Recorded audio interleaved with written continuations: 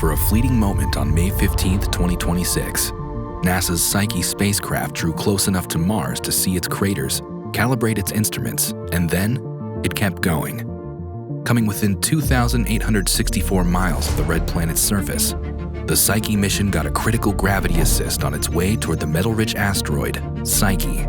Analyzing radio signals between the spacecraft and NASA's Deep Space Network, Psyche's flight team confirmed Mars gave the spacecraft a 1,000-mile-per-hour boost and shifted its orbital plane relative to the Sun by more than 3 degrees, setting it almost perfectly on its planned trajectory to arrive at asteroid Psyche in the summer of 2029.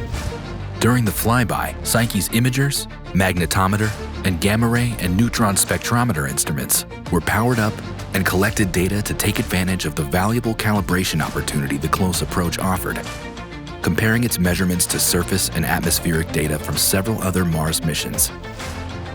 Psyche's spectrometer measured neutrons coming from the red planet's surface during close approach, something it will do at asteroid Psyche to better understand what it's made of. The magnetometer detected Mars' magnetic field interacting with the Sun's plasma as the spacecraft passed through the planet's bow shock, a trial run for when the instrument will measure the asteroid's magnetism. And Psyche's multispectral imager was especially active.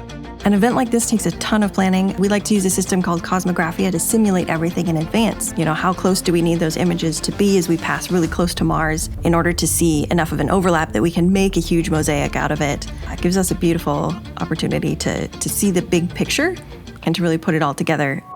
As a bonus, Psyche's multispectral imager captured Mars from a rare perspective.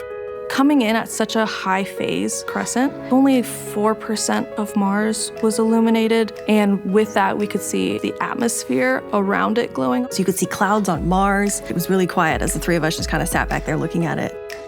My favorite image is the one that looks like an eye, and I love how it starts with Mars as a really tiny little crescent, and then every day it gets slightly bigger and slightly bigger until we have 14 images stacked up. So it gives a nice perspective on the speed the spacecraft is traveling at. The detail that we were able to see in some of these terrain, I personally was blown away.